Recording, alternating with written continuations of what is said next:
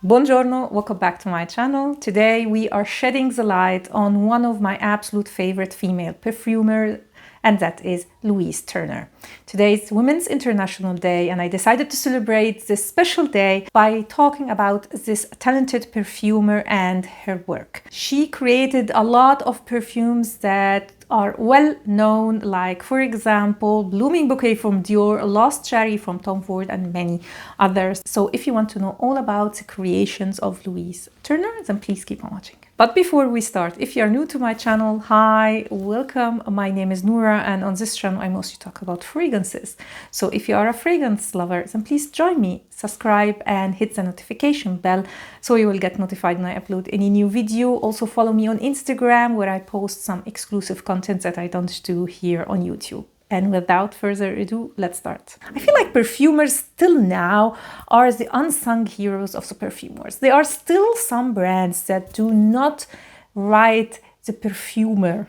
So you don't know even who created this fragrance. And perfume is an art. So I feel like we should talk more about who created a fragrance.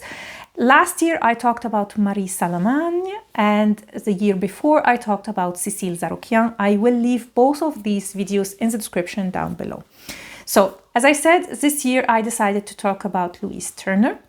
I absolutely love her creations, her aesthetic. She is an English perfumer, born and raised in England, in the south of England. And a lot of her creations are actually inspired by wildflowers and flowers that grow in this area in Kent. I absolutely feel like flowers or florals is the category where she really shines. But she did some amazing creations that are almost gourmands, if not strictly gourmands, like for example Lost Cherry from Tom Ford. On Fragrantica, they have the database of 107 fragrances that she created. She worked for a lot of brands.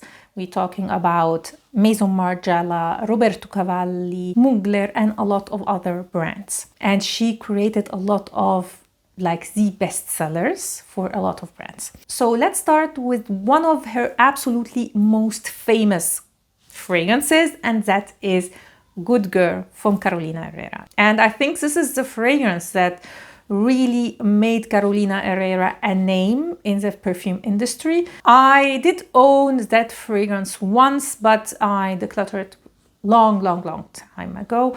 It's a very complex fragrance. You can see from the notes, it has a lot of things going on, but it's definitely one of the most sexy fragrances. So it's sweet, it has a gourmand facet to it, it is seductive, it has a floral touch to it. It's one of the most complex fragrances in the designer world, and definitely was a bestseller. You can see from all the flankers that are now existing from Good Girl how people love this fragrance. Still, it's one of the most beautiful, sexy, clubbing fragrances on the market. She also created a very beautiful fragrance for Chloe, unfortunately now discontinued, and that is Love, and powdery bomb with a lot of iris. There's hyacinths and powdery notes.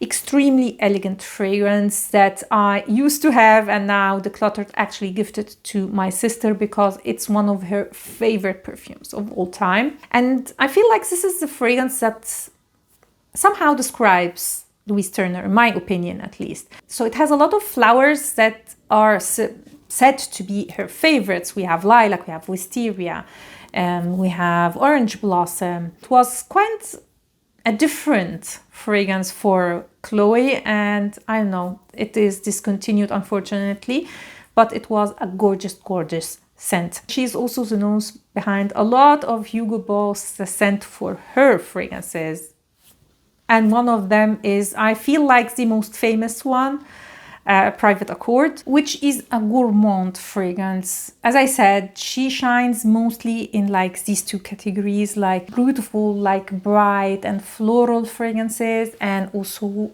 in gourmands. She definitely has a signature, and it's one of her best creations. Is a chocolatey warm fragrance. Unfortunately not the best in performance, but The scent profile is absolutely gorgeous. Another extremely famous fragrance she created, but this time for the niche world, is Lost in Paradise. A fresh, floral, peony, lychee fragrance. So it's in the same vibe like Delina, all these famous lychee, peony or rose combination. It's one of the best in my opinion, and one of the best sellers also from ex nihilo. And speaking about Lost in Paradise and like this peony rose lychee combination, we cannot not mention Angel Nova, which she also worked on. She did a lot actually for Mugler. So she did the Eau de Toilette version of the original Angel. She did also Ice Star, which was very popular, and the famous Angel Nova, which has the same DNA, so lychee and rose combination. Another bestsellers and hyped fragrance in this category, so fruity florals, is Possibilities from La Perla. A gorgeous, gorgeous floral fragrance. One of the most beautiful floral fragrances on the market for sure. This is a strong, gross floral fragrance with some woody undertones and a fruity touch from blackcurrant. An absolutely stunning, stunning fragrance. And I think this Perfumes, also thanks to Demi Rowling, really put La Perla on the market as like a perfume designer house. Moving from these like strong, rosy fragrances, let's move to something more light and fresh. And she created one of my absolute favorite fragrances of all time for Dior, and it is Miss Dior Blooming Bouquet.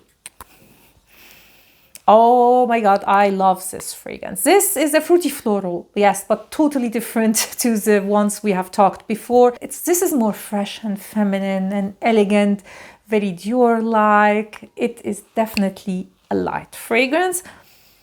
Oh, but it is so gorgeous, perfect summer and spring fragrance. The only issue with this fragrance is the performance, but I do not care because this is for me one of the most gorgeous fragrances ever created.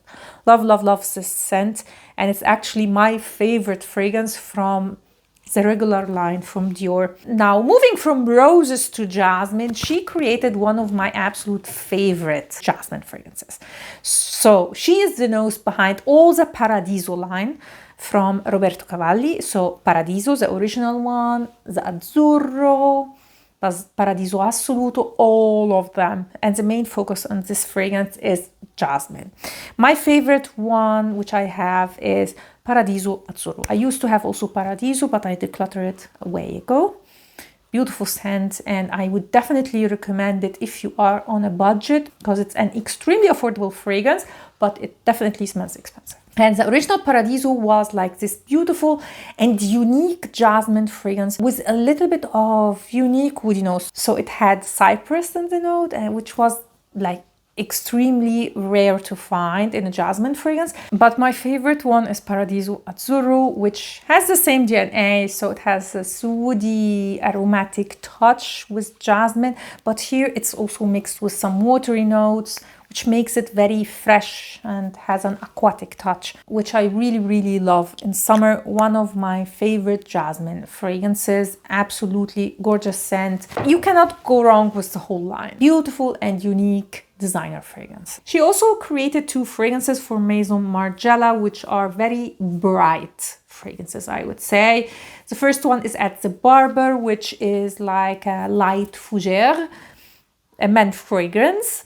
I really liked this fragrance. And then she created one, it's not the bestseller, but one of the best sellers from this line, and it is Lazy Sunday Morning. Now on Fragrantica, they say that this fragrance reflects her love of nature and also the color white. And it's definitely a very bright fragrance. It's not one of my favorites, I have to admit, but the name is quite fitting. It smells like flowers, sunshine, and white, crisp, clean white sheets. She did a great job actually with the inspiration, but I don't know. This is not like my absolute favorite fragrance from her, but it is one of the best sellers for Maison Margiela line, the Replica line. Now let's talk about Gourmands. As I said, she did create the private accord for Hugo Boss, but she created also two like hyped bestseller gourmands of all time. The first one is quite recently, but since this fragrance was released, oh my god, everybody loves this fragrance, talks about it, and it is Blanche Bête from Liquid Imaginaire. Sorry for the pronunciation. This is a milky, warm, sweet fragrance. The sweetness comes from a big dose of vanilla. So it's a sweet, milky, definitely white fragrance. You can see the color white when you smell it. So I think she really shines when she interprets the color white. She really interprets this color in different ways. So in my opinion, in Lazy Sunday Morning for Maison Margiela, she did white as a crisp, clean vibe. With the white in Blanche Bête, it's more of like a fluffy white cashmere sweater. This is how I would describe the fragrance. It's, again, not a fragrance for me, but I definitely get the hype, and I get why people are so obsessed with this fragrance. As I said, not my favorite, but definitely one of the best milky fragrances on the market. Another gourmand and the last fragrance in this list is Tom Ford Lost Cherry. Everybody knows this fragrance. It definitely was a trendsetter since this fragrance came out. And I've tested so many cherry fragrances, but still I always return to Lost Cherry. There is something so addictive about this fragrance. When you first spray it, you will get this like an authentic cherry pie with almonds, like a strict gourmand fragrance. It does develop on the skin a little bit in the dry down, and you will get more of like the base. So the vanilla, the tonka bean really shines in the dry down on some woody notes. It's a masterpiece, a beautiful, beautiful fragrance, and for me till now the best cherry fragrance.